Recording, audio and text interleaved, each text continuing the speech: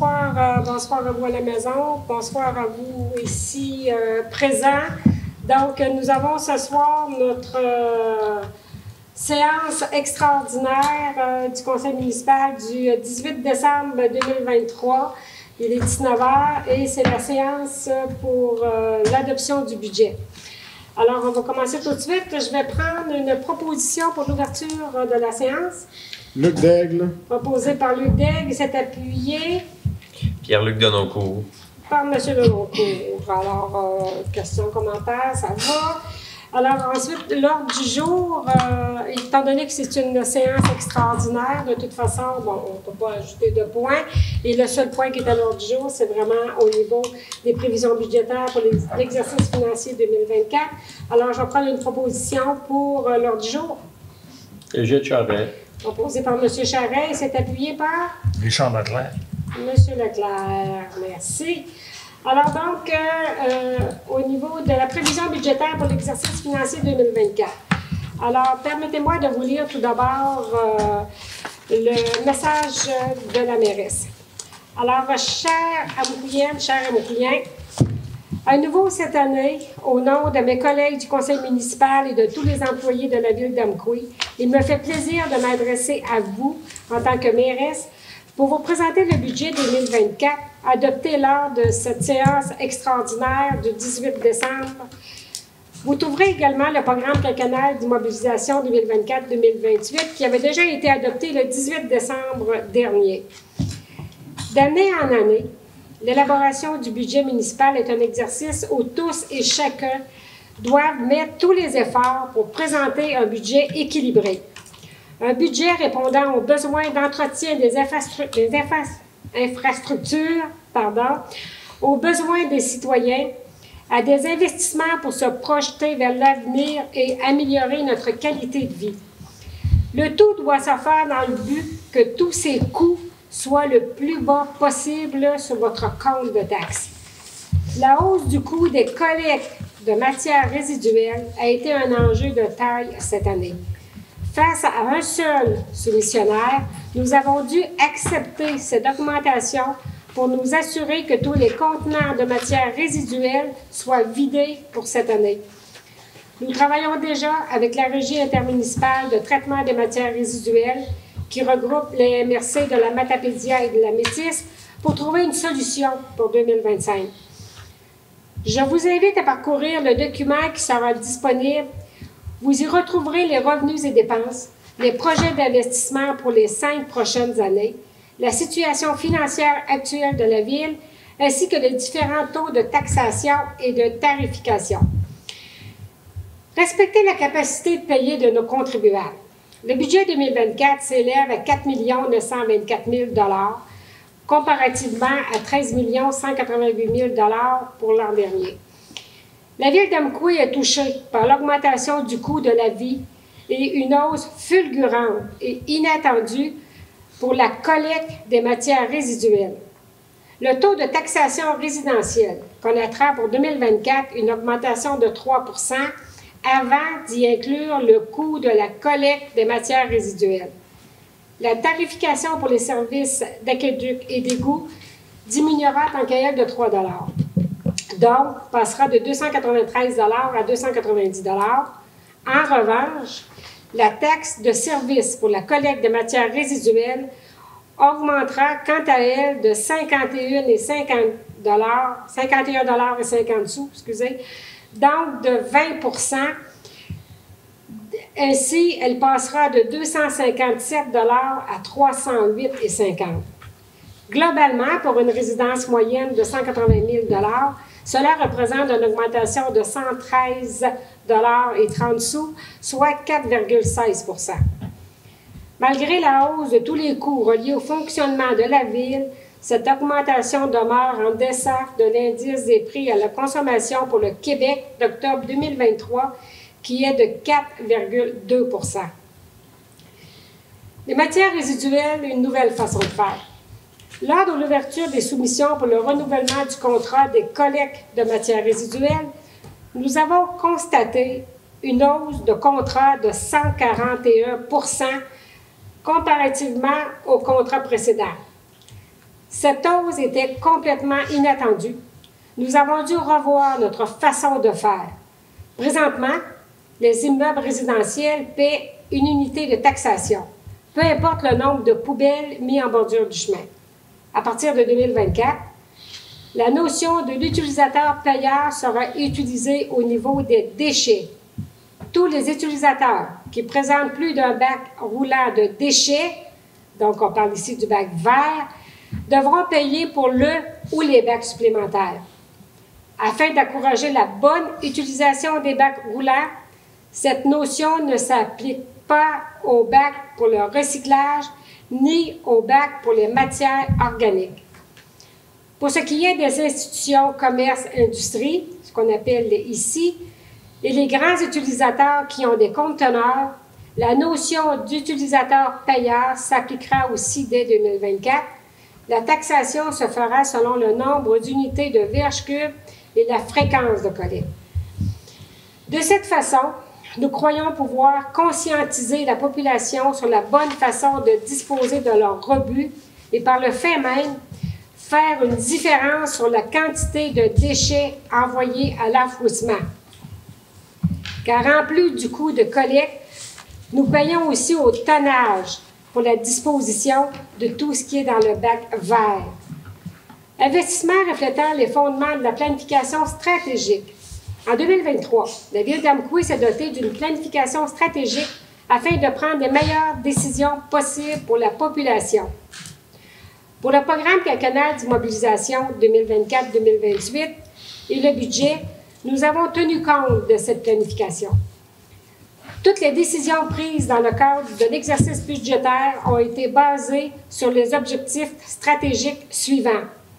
S'assurer que la population soit informée et favoriser une participation citoyenne dynamique et contributive, être reconnue comme ville guide, influente et inspirante, être une ville vivante, animée par une offre variée tant au niveau commercial, culturel et loisirs, devenir une organisation de choix permettant l'attractivité et la rétention des talents, créer un environnement propice au développement de l'offre de logement résidentiel, créer un environnement propice au développement économique, rehausser les capacités financières par une diversification des revenus et l'efficience de gestion.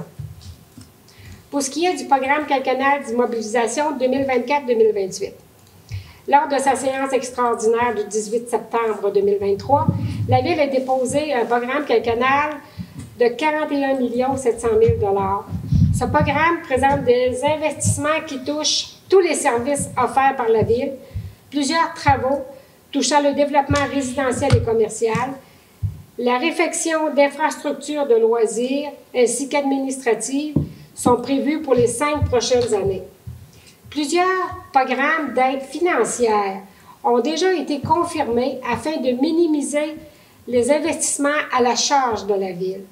D'ailleurs, déjà pour 2022, voici les travaux. Pour 2024, voici les travaux majeurs prévus. On a la relocalisation de l'hôtel de ville et le réaménagement du carrefour sportif. Nous avons le remplacement des conduites d'aqueduc et d'égouts, le remplacement de véhicules de machinerie et équipements, la reconstruction des ponceaux Tobégotte et Morneau, le développement résidentiel, la réfection de la patinoire Pierre-Luc Hallé, les pavages de rue, la réfection des routes et de ponceaux, la réfection de la passerelle du parc Théodore Gagné, et nous avons aussi une contribution aux investissements du camping d'Amqui. Donc, en conclusion, nous sommes conscients, autant au conseil municipal que les gestionnaires, que l'augmentation du taux d'intérêt, ainsi que le coût des denrées font en sorte que la capacité de payer des citoyennes et citoyens s'en trouve de plus en plus affectée. Pour chaque objet, nous avons des gens, pour chaque projet, nous avons des gens qui scrutent tous les horizons pour réunir toutes les subventions disponibles afin d'amoindrir notre contribution à tous et toutes. Pour terminer, il est important pour moi de remercier tous les employés de la Ville d'Amqui pour leur excellent travail, leur présence et leur bonne humeur. Merci à l'équipe de gestionnaires sous la direction de M. Guillaume Viel pour leur rigueur et l'élaboration du budget et leur contribution tout au cours de l'année. Et merci à mes collègues du conseil municipal pour votre souci de mettre le citoyen au cœur de nos réflexions et décisions. Afin de demeurer à l'affût des dernières nouvelles municipales, des activités et des événements qui se dérouleront à Amqui, je vous invite à nous suivre sur le site Internet et sur la page Facebook de votre ville. Merci de nous accorder votre confiance. Alors, Amqui, là où l'on s'amuse, là où l'on crée un milieu de vie stimulant. Merci de votre écoute. Alors, à ce moment-ci, je vais passer la parole à notre directrice au niveau des finances, Mme Karine Dosti, pour vous présenter les chiffres vraiment au niveau du budget 2024. La parole est à vous. Merci beaucoup, Mme la mairesse. Donc, pour 2024, on a un budget, comme vous l'avez mentionné, un budget qui passe de 13 188 000 en 2023 pour un budget de 14 924 000 $, qui fait une augmentation de 13,1 % au niveau du budget général. Pour les revenus 2024, nous avons par catégorie ici toute la description. Donc, nous avons les taxes qui augmentent en 2023, étaient à 9 798 000 $. En 2024, on est à 10 652 000 $, qui fait une augmentation de 9,7 %, qui est vraiment occasionnée par les coûts dans le fond, des coûts de services qui sont reliés à la collecte des matières résiduelles qui a vraiment beaucoup augmenté. Ensuite de ça, au niveau des compensations tenant lieu de taxes, nous avons aussi une augmentation qui fait qu'en 2024, nous avons un budget de 818 000 $ qui a été provoqué par une augmentation des valeurs au niveau des institutions scolaires. Les écoles ont eu des rénovations, donc ça a fait augmenter les compensations tenant lieu de taxes. Au niveau des transferts liés à des ententes de partage, nous avons une augmentation aussi pour avoir un budget de 2024 de 1 460 000 $. Donc, on a eu beaucoup de confirmations de subventions que nous allons recevoir dans le cadre de projets qui ont été effectués dans le passé. Donc, on va recevoir les sommes telles qui étaient prévues, mais on en a beaucoup qui se sont confirmées en 2023. Ensuite, au niveau des transferts de droits, on est à 876 000 $ en 2024, comparativement à 502 000 en 2023. Nous avons eu, dans le fond, une belle augmentation au niveau des transferts de la TVQ d'un montant de 250 581 $ et une augmentation aussi au niveau de la péréquation d'un montant de 115 000 $. Donc, ce n'est pas négligeable, c'est très bien. Ensuite, au niveau des services rendus, on a une légère augmentation, dans le fond, pour 586 000 $. C'est provoqué par une entente intermunicipale avec Cause Abscal pour un partage de ressources. C'est surtout ça qui fait qu'on a une augmentation. C'est la subvention qu'on va recevoir. Au niveau de l'imposition des droits, les budgets sont similaires entre 2023 et 2024. Dans le fond, ça, se trouve être les permis, les droits de mutation et tout ça. C'est pas mal la même chose d'une année à l'autre. Au niveau des amendes et pénalités, c'est la même chose pour un montant de 12 000 $ en 2024. Et les autres revenus, on a une augmentation au niveau des revenus d'intérêt. Dans le fond, vu que les intérêts sont hauts, bien, on en bénéficie quand même un petit peu là, avec des revenus d'intérêt. Pour tout ça pour un montant de 14 924 000 $. Ça, c'est l'explication des revenus. Si on les regarde d'une autre façon, on voit que pour 2024, on se trouve à avoir 71,3 % de taxes qui provient vraiment du citoyen. On a 55 % au niveau de la taxe foncière, puis on a 16,3 % au niveau de la taxe de service. Tout ça, dans le fond, ça fait 71,3 % du budget total qui vient vraiment des taxes qui sont taxées aux citoyens. En 2023, c'était 74,8 %. Donc, la portion que le citoyen payait pour le budget était plus élevée en 2023.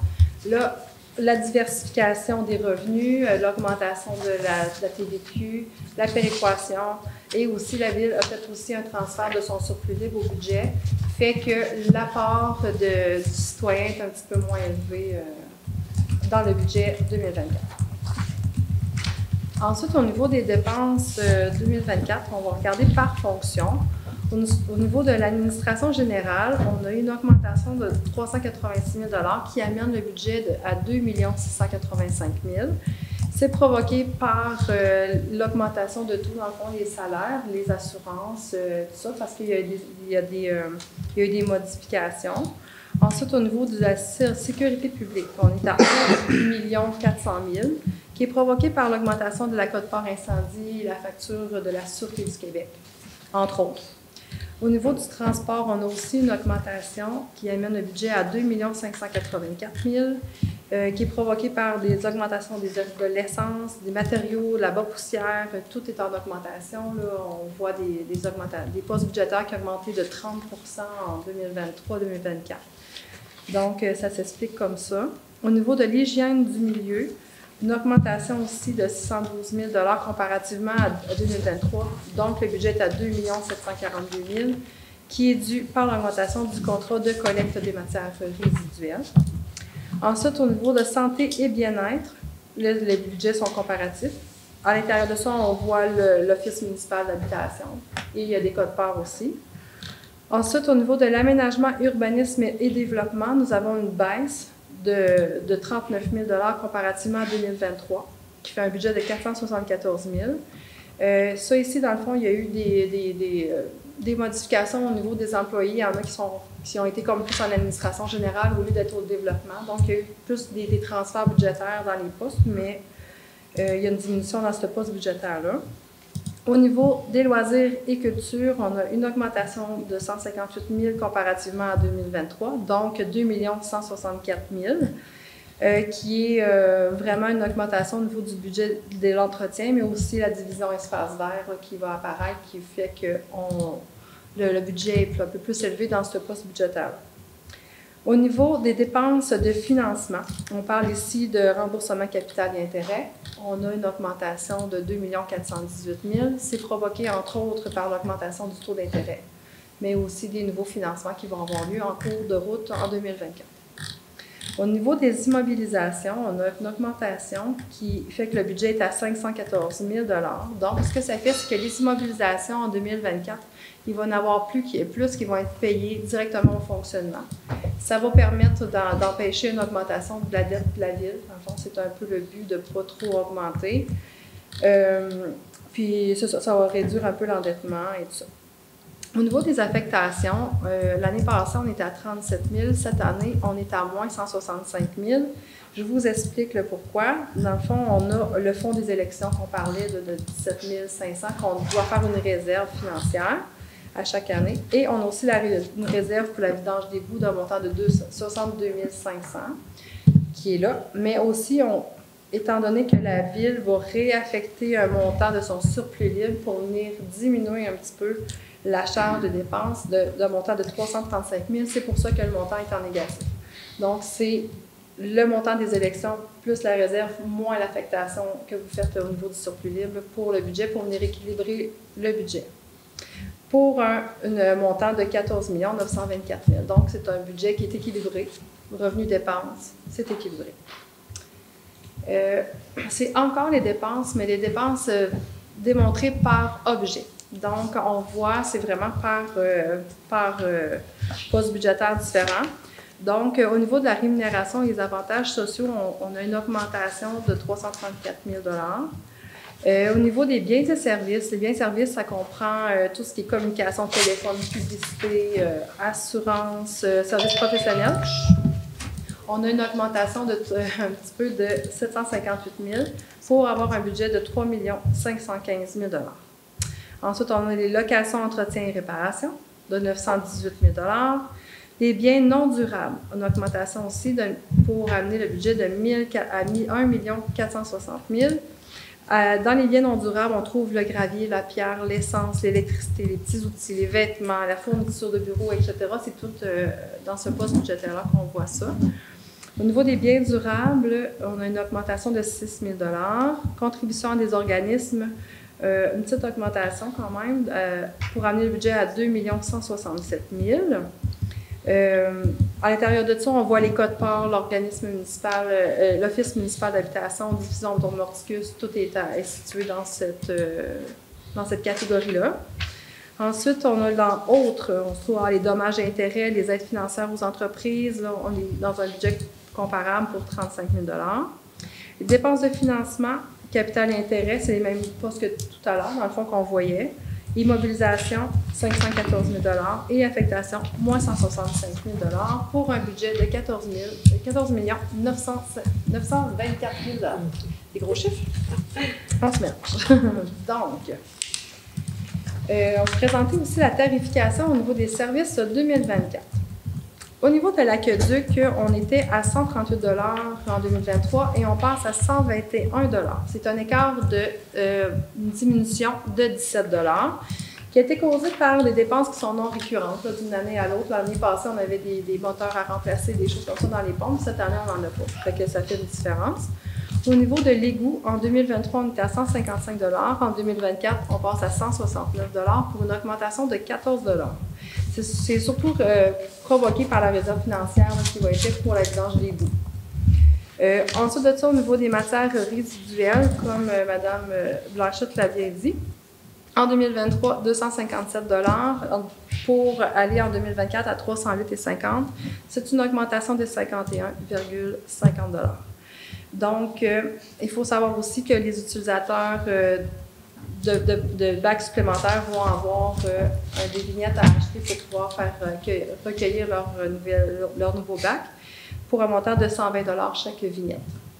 Au niveau des conteneurs, les entreprises vont devoir payer à la verge cube, qui va être 7,77 $ de la verge cube pour les déchets et de 2,98 $ pour le recyclage. Tout ça fait qu'en 2023, les taxes de service étaient de 150, ils vont passer à 598,50 $ par domicile, donc une augmentation de 48,50 $. Au niveau du compte de taxe moyen pour 2024, en 2024, l'évaluation résidentielle moyenne est à 180 000 $.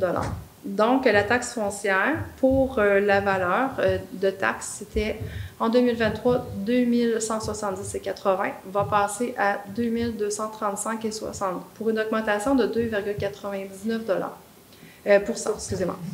La tarification d'aqueduc et d'égout diminue, donc c'est une baisse de 1,02 % et la tarification des matières résiduelles augmente de 20,04 %.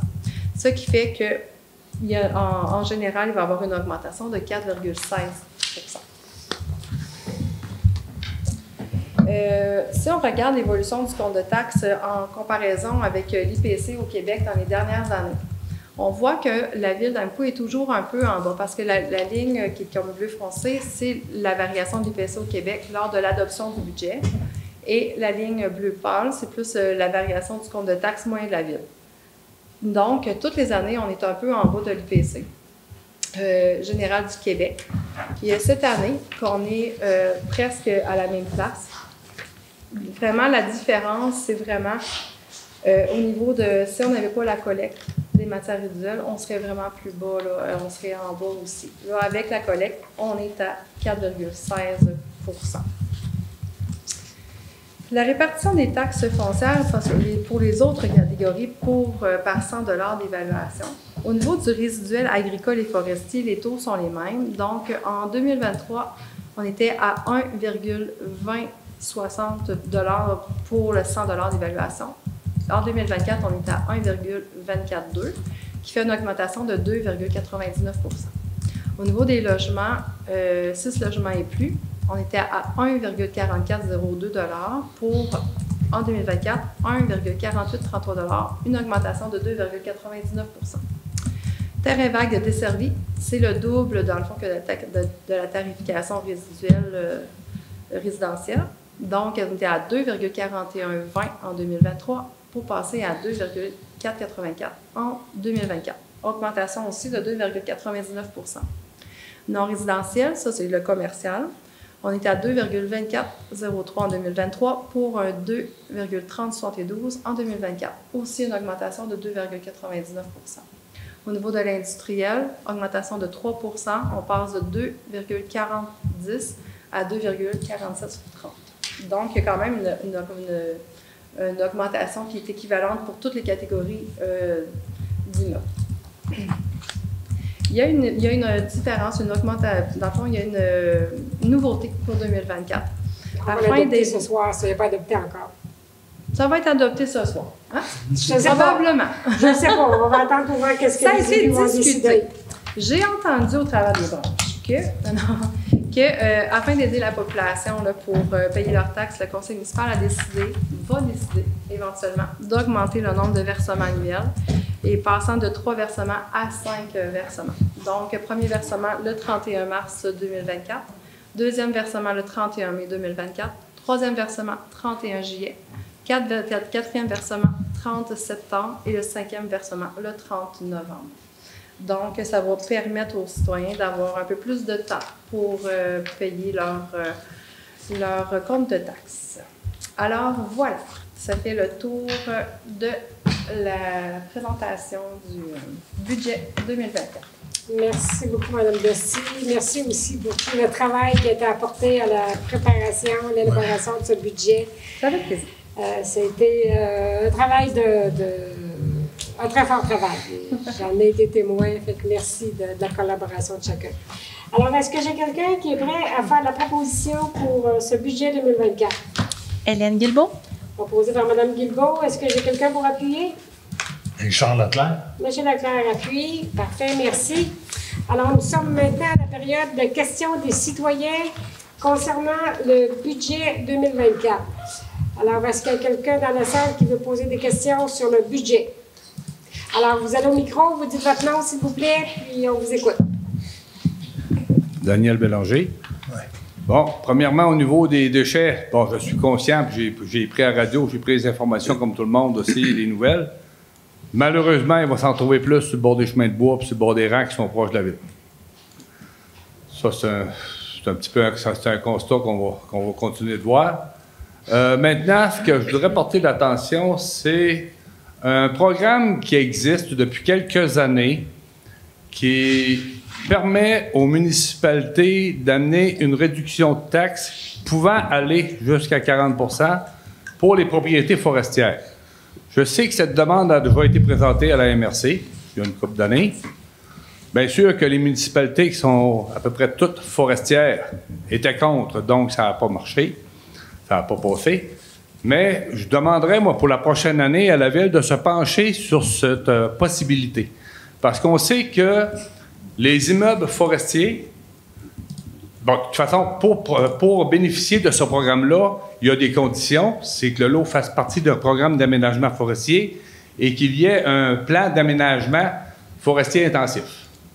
On sait qu'avec ça, mais quelqu'un qui fait de l'aménagement, qui fait de la plantation sur son lot, mais à la prochaine évaluation, ça monte. De sorte que, depuis 10 ans, les propriétés forestières, ils ont triplé. Et on est tout le temps au même taux de taxation qu'un immeuble ou qu'une maison, comme ma maison, n'importe, tout le temps au même taux, du 100 $ d'évaluation. Fait qu'à ce moment-là, ça permettrait peut-être d'atténuer ces hausses-là. Puis, en plus, c'est un autre avantage pour la Ville. Parce que quelqu'un qui ne fait pas partie du programme d'aménagement, qui décide d'embarquer des machines pour couper sa propriété, mais lui, après ça, il va à la MRC, puis il fait baisser son évaluation. Ça fait que je voulais venir le présenter en septembre, mais j'ai manqué de temps. Ça fait que pour aussi regarder ça. Mais je vous dis assez d'avance pour que l'année prochaine, le conseil municipal se penche sur ce programme-là qui existe. Et si vous avez besoin d'informations, je peux vous en donner. Le syndicat des producteurs forestiers du Bois-Saint-Laurent peut vous en donner. C'est un programme qui existe depuis plusieurs années déjà. Certaines municipalités l'appliquent, d'autres ne l'appliquent pas. Et je demanderais, moi, à la Ville de regarder la possibilité de l'appliquer pour les propriétés forestières. Un programme provincial, fédéral, M. Bérubin? C'est un programme Bélanger, c'est un programme provincial. Provincial, OK. Merci. Merci beaucoup de vous être déplacé, M. Bélanger. Puis, garde, c'est quelque chose, justement, qu'on va demander de vérifier, de valider. Puis, Si on peut faire quelque chose pour vous autres, c'est sûr, puis vous savez qu'on est là pour travailler avec vous. Et pour qu'est-ce qui est des fameuses poubelles, ben, vous comprenez qu'on n'a pas le choix là-dedans. On espère que nos citoyens vont être de bons citoyens. Merci. Mais tout le temps, dans le sens justement des propriétés forestières, c'est qu'on le sait. Je ne sais pas quand est-ce qu'il y a le prochain rôle d'évaluation. Je pense qu'il est de... 2025? 26. 2026. C'est ça. Mais on voit que si vous regardez, si vous prenez la différence, exemple, entre le dernier rôle d'évaluation et celui qui a sorti, celui-là qui a sorti récemment, bien, il y a des propriétés forestières qui ont augmenté de 30 à 40 %. Ça fait que quand c'est une municipalité qui est forestière presque au complet, ben c'est tout le monde qui bénéficie d'un taux de taxation plus bas au centre de l'ordre d'évaluation. Mais comme à Amqui, c'est un peu négligeable, mais on paye pour. Là. OK. Ben, je comprends très, très bien. Puis comme je vous dis, merci de vous être déplacés puis d'être venus nous en informer. Puis soyez assurés que nos gestionnaires vont regarder puis vont s'informer c'est quoi le programme, puis même, là, on jase avec beaucoup de monde aussi, fait qu'on va s'informer en quoi ça peut concerner. Ouais, j'avais une question à poser à Daniel. Par rapport au lot, si ton lot, tu le fais travailler, puis il s'améliore, il prend de la valeur. Ben oui. OK. Donc, s'il y avait le programme que tu parles, il y aurait une exemption de temps, il n'y aurait pas une perte énorme pour la ville, en réalité. Bien, très peu. C'est parce que la ville pourrait aller jusqu'à 40 % de réduction de taxation sur une propriété forestière, mais elle n'est pas obligée d'aller à 40. Il y a des municipalités qui sont allées à 10, il y a des municipalités qui sont allées à 25. Ça sera un calcul à la ville à faire. Moi, ce que je voudrais, c'est qu'il y ait au moins une attention portée à ce niveau-là. Puis le gars, lui, qui prend son lot puis le touche à blanc, lui... Bien, il y a juste à dire que c'est pour faire de la terre agricole, par exemple, puis merci beaucoup, bonjour, il n'y a pas de limite de 4 hectares, l'eau, il est plumé d'un bout à l'autre, sans avoir un merci après. Faire réduire son évaluation sur 75 %. Merci beaucoup. Parfait. Merci. Alors, merci beaucoup, M. Bélanger. C'est vraiment apprécié que vous soyez... Personne n'en a de moi, j'ai une autre question. C'est bon. OK. C'est toujours concernant le budget, M. Bélanger, par exemple? OK. Oui, c'est au niveau de... Là, je m'en vais plus dans le budget, là. Au niveau de l'entretien de la voirie municipale, de la voirie tertiaire. J'aimerais savoir qu'est-ce qui est prévu comme réfection de voirie tertiaire. Je parle des rangs, effectivement. Parce qu'il y en a qui font assez dur, merci. Bien, c'est sûr et certain que je vais me permettre de vous répondre. C'est sûr et certain qu'il y a de l'entretien préventif qui va être fait un peu partout, là, c'est sûr et certain. Au niveau des programmes, quand on dit de faire réfection de rang, vraiment réfection, pour 2024, il n'y en a pas nécessairement de prévu. Quand on parle de rechargement complet, de refaire la structure, c'est pas tout à fait prévu en 2024, mais ça s'en vient en 2025. On en voit beaucoup, là. Il y a des programmes de subvention qui sont sortis, qui sont très intéressants. Puis on va en profiter au maximum, là, vraiment. Fait qu'en 2024, on commence des plans et devis pour pouvoir réaliser en 2025, 26, 27, 28, 20. On en a pour toutes les années après. Fait que, tu sais, dans le cadre du programme PAVL, là, dans le fond, c'est le programme d'aide à la voirie locale au niveau redressement et accélération. On est hyper proactif là-dedans, fait que ça va aller. Il y a beaucoup de ponceaux qui vont se faire changer, beaucoup de routes de voirie dans les rangs qui vont se refaire aussi. Je pourrais pas vous les nommer ce soir, là, exactement quel... j'ai vu Couturval, puis Saint-Paul, puis des affaires de même, j'en ai vu plein, non, là, mais... je sais que c'est vraiment dans les cartons, là. Je vais vous rappeler que le rang Saint-Philippe, l'asphalte a eu 50 ans cette année. Dans votre secteur à vous, l'autre secteur, il a été plus chanceux. Dans votre secteur à vous. Celui-là, il y a 50 ans cette année. Et que pour se promener en tracteur, ça allait mieux la semaine passée qu'aujourd'hui, puis l'été. Oui, hein? Oui, mais Quand les trous sont pleins de glace, quand les trous sont pleins de glace, ça Monsieur va. Bélanger, aujourd'hui, là, moi, je ne reste pas dans un gros rang, mais il y a bien des places que c'est plus difficile de se promener. Mais je vous comprends très, très bien. Puis vous comprendrez aussi que nous, c'est des travaux qui sont très, très onéreux. Fait que c'est pour ça qu'on y va toujours pour regarder, pour avoir des subventions, parce qu'on ne peut pas mettre ça sur le compte de taxes de tous les citoyens, puis ça serait... Mais c'est ça. Fait qu'on regarde quand même pour avoir... Dès qu'on sait qu'il y a un programme de subvention, on a des gens qui travaillent dessus, puis soyez assurés que vous n'êtes pas oubliés dans... Je le sais, mais ce que je trouve désolant, c'est que le rang Saint-Philippe, le bout où il n'y avait pas de maison est fait en asphalte neuf, puis le bout où il y avait des maisons, on se promène dans les trous. Et puis c'est vrai. Merci, M. Juste un Bélanger. juste un petit peu. Merci, M. Bélanger. Alors, maintenant, je vais prendre une proposition pour la levée de la séance de consultation, extraordinaire. Et j'ai Charret. C'est donc proposé par M. Charret pour la levée et c'est appuyé par Pierre-Luc Denoncourt. M. Denoncourt. Merci à vous. Alors, on va prendre juste quelques minutes et on va revenir avec notre séance ordinaire du 18 décembre 2023. Bon.